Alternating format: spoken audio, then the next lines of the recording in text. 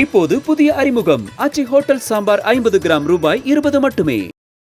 நெல்லை மாவட்டத்தில் கொட்டப்பட்ட மருத்துவ கழிவுகளை 3 நாட்களுக்குள் அப்புறப்படுத்த கேரள அரசுக்கு தேசிய பசுமை தீர்ப்பாயம் உத்தரவிட்ட நிலையில் கோடகநல்லூர், இலந்தைக்குளம், சிவஞானபுரம் பகுதியில் கேரள அரசு அதிகாரிகள் அடங்கிய குழுவினர் ஆய்வு மேற்கொண்டு வருகிறார்கள்.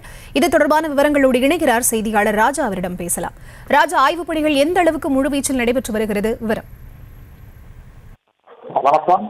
சுத்தமல்லி அருகே உள்ள கோடகநல்லூர், சீலப்பநல்லூர், வடுகப்பட்டி, கொண்டாநகரம், பலவூர் உள்ளிட்ட 4 இடங்களில் தனிக்கணக்கில் மூட்டையாக கேரள மருத்துவ கழிவு கொட்டப்பட்ட சம்பவம் தொடர்பாக பெருமக்கள் பசுமை தீர்ப்பாயம் இந்த பிரச்சனை காரணம் என்பது விசாரித்துள்ளது. அதன் அடிப்படையில் அதிரடி உத்தரவு பிறப்பித்துள்ளது. அதன்படி சுத்தமல்லி பகுதியில் 4 இடங்களில் சுமார் 20 பேர் ஆர்வப்படுத்தப்பட்டுள்ள மருத்துவ கழிவுகளை கேரள அரசே தனது சொந்த தொலைவில் அகற்ற வேண்டும்.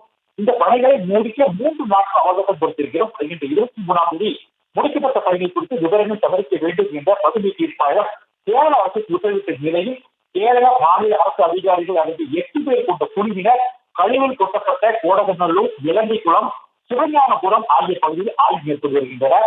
கேரள அரசிற்கு அறிக்கை தாக்கல் செய்யவோ நேரில் ஆய்வு மேற்கொள்ளப்பட்டிருக்கிறது. அனைத்து இடங்களிலும் ஆய்வு செய்து இன்று அல்லது நாளை அரசுக்கு அறிக்கை தாக்கல் செய்யப்படும் எனவும் கேரள மாசு கட்டுப்பாட்டு வாரிய அதிகாரி தெரிவித்திருக்கிறார். விவரங்களுக்கு நன்றி ராஜா. இப்போது புதிய அறிமுகம் ஆச்சி ஹோட்டல் சாம்பார் 50 கிராம் ரூபாய் 20 மட்டுமே.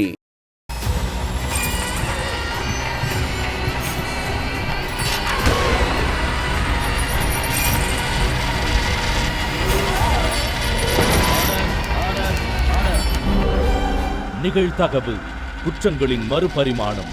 நாள்தோறும் இரவு 10 மணிக்கு இணைந்திருங்கள் நமது நியூஸ் தமிழ் தொலைக்காட்சியோடு.